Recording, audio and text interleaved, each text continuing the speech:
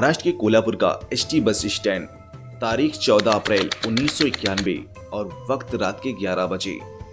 एक बूढ़ी महिला की गोद में 2.5 साल का बच्चा बिलख रहा था। Mummy mummy. वह उसे एक कोने में लेकर गई और उसके गाल पर 2-3 थप्पड़ जड़ दिए। बच्चा और जोर से चिल्लाने लगा। बूढ़ी महिला और तिलमिला गई। उसने अपनी पूरी ताकत से बच्चे की गर्दन दबाना शुरू कर दिया। बच्चा छटपटाने लगा।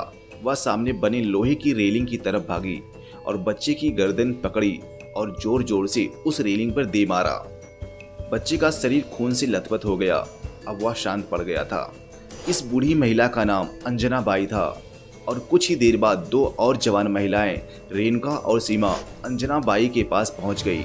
उनके साथ में एक मर्द भी था जिसका नाम किरण था। अंजना बाई बोली, इसके कपड़े खून से सन गए हैं, धोने पड़ेंगे।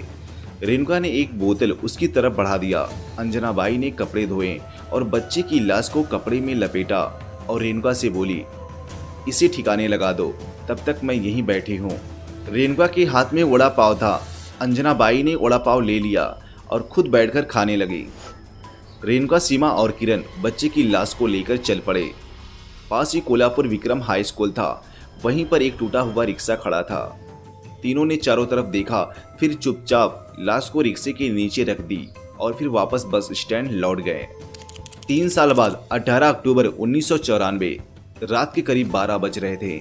जगह पुणे का हडपसर। अंजना बाई, सीमा और रेणुका एक साथ सो रहे थे। उनके साथ में एक 3 साल की बच्ची भी थी। अचानक वह रोने लगी। अंजना बाई बच्ची को गोद में लेकर चुप कराने लगी और बीच बीच में अंजना बाई झपकी भी ले रही थी। इसी बीच बच्ची जोर से चीखने लगी। अंजना बाई झल्लाते हुए उठी और बच्ची को 2 थप्पड़ जड़ दिए। बच्ची और जोर से चीखने लगी। उस कमरे में सो रही रेणुका और सीमा भी जाग गई। अंजना बाई ने दरवाजा खोला और बच्ची को लेकर तीसरी मंजिल पर चली गई। बच्ची लगातार चीख रही थी, मम्मी मम्मी। अंजना बाई ने पहले पूरी ताकत से बच्ची का मुंह दबाया, लेकिन जब बच्ची चुप नहीं हुई तो वह आगे बढ़ी। छत के किनारे तक गई। नीचे झाड़ियां थी। अंजना बाई ने बच्ची को झाड़ियों के बीच में फेंक दिया। धम्म से आवाज आई। अब उसका चीखना बंद हो गया। वापस कमरे में लौटकर अंजना बाई ने कहा, वो कहीं झाड़ियों के बीच में पड़ी होगी, जाओ उसे ठिकाने लगा दो। रेणुका और सीमा तेजी से गई। बच्ची झाड़ियों के बीच में बेजान पड़ी थी। दोनों ने मिलकर तब तक उसका गला दबाए रखा जब तक दोनों को तसल्ली नहीं हो गई कि अब बच्ची मर चुकी है। सुनो, इसके कपड़े महंगे हैं, उतार लो, सीमा ने रेणुका से कहा। रेणुका ने बच्ची के कपड़े उतार लिए और उसे वहीं छोड़कर कमरे में लौट गई। रात के करीब 1 बजे रेणुका ने सूटकेस उठाया और फिर से वापस झाड़ियों के बीच पहुंच गई। बच्ची की लाश को सूटकेस में भरा और फिर चल दी। कुछ देर चलने के बाद में एक नहर के पास पहुंची। सूटकेस को नहर में बहा दिया और फिर वापस घर लौट आई। 11 महीने बाद 29 अगस्त 1995 को अंजना बाई, सीमा, रेणुका और किरण चारों नासिक पहुंचे। उन्होंने मकवानी इलाके पर एक कमरा किराए का ले लिया। हर शाम ये लोग नाग चौकी के पास एक घर का चक्कर लगाते थे। चारों उस घर के आसपास घूमते और फिर लौट जाते। 10 दिन बाद यानी 9 सितंबर 1995 को सीमा और रेणुका उसी घर पर पहुंची। उन्होंने दरवाजा खटखटाया। एक महिला बाहर आई। तीनों अंदर चली गई और आपस में बातें करने लगी। उनके हाव भाव से लगता था कि वे एक दूसरे को जानती हैं। उस घर में 2 बच्चियां और उनके पिता थे। एक बच्ची 9 साल की और दूसरी 7 साल की।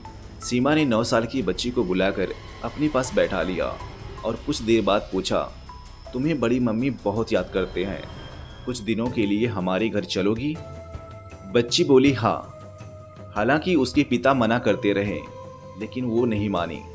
रेणुका और सीमा उस बच्ची को साथ लेकर अपने घर लौट आए। अंजना बाई ने बच्ची को गले लगाया और पूछा, कोल्हापुर चलोगी? बच्ची ने चहकते हुए कहा, हाँ। अगली सुबह चारों एक बस में बैठकर कोल्हापुर के लिए निकल पड़े। वहां पहुंचते पहुंचते रात हो गई थी तो किरण ने कहा, यहीं कहीं आसपास कमरा लेकर रात गुजार लेते हैं। अंजना बाई बोली, हाँ कुछ देख लो, लेकिन ज़्यादा पैसे नहीं है मेरे पास, कुछ सस्ता ही देखना। कई होटलों में रूम पता करने के बाद आखिर बस स्टैंड के पास महाराज नाम के होटल में कमरा मिला। सभी रात भर यहीं रहे। अगले दिन एक टैक्सी बुक करी और 900 वारी के लिए निकल पड़े। उनके साथ में 9 साल की बच्ची भी थी। कुछ घंटे बाद टैक्सी गन्ने के खेत के पास से गुजर रही थी। तभी रेणुका ने टैक्सी रुकवा ली और अंजना बाई से कहा, मैं पेशाब करने जा रही हूँ। वह टैक्सी से उतरी और 9 साल की उस बच्ची को लेकर गन्ने के खेत की तरफ चल दी। वह बच्ची को खेत में काफी अंदर तक लेकर गई। बच्ची जैसे ही बैठी, पीछे से रेणुका ने उसकी गला को जोर से पकड़ लिया।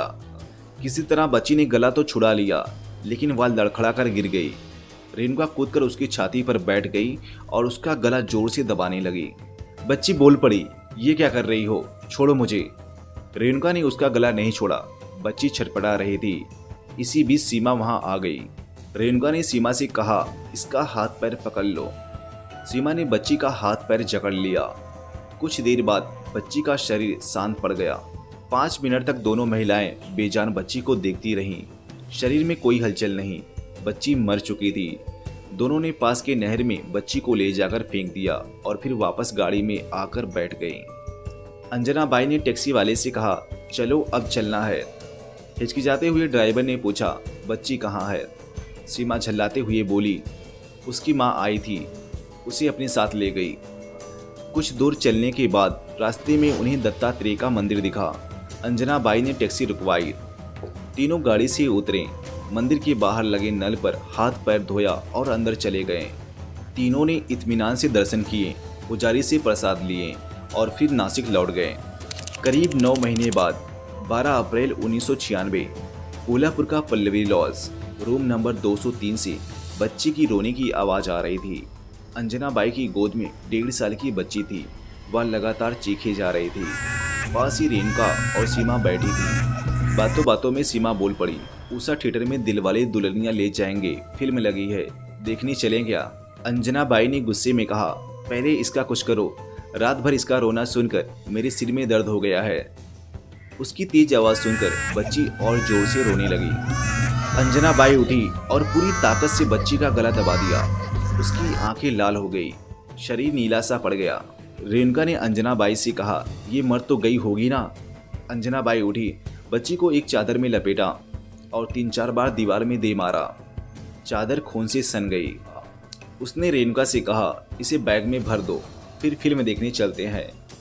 रेणुका ने बच्ची की लाश को बैग में भर दिया और फिर बैग लेकर फिल्म देखने के लिए निकल पड़े।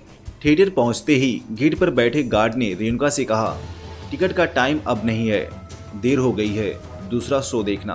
तीनों गार्ड से लड़ने लगी। तंग आकर गार्ड ने कहा, लड़ो मत, चले जाओ अंदर। आपस में कुछ बात करते हुए तीनों थिएटर के अंदर पहुंची।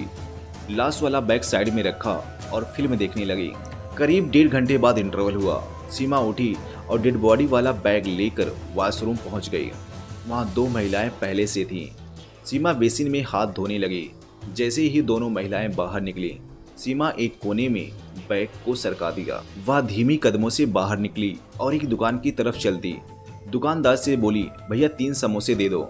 दुकानदार को पैसे देकर और समोसे लेकर वापस थिएटर में आ गई।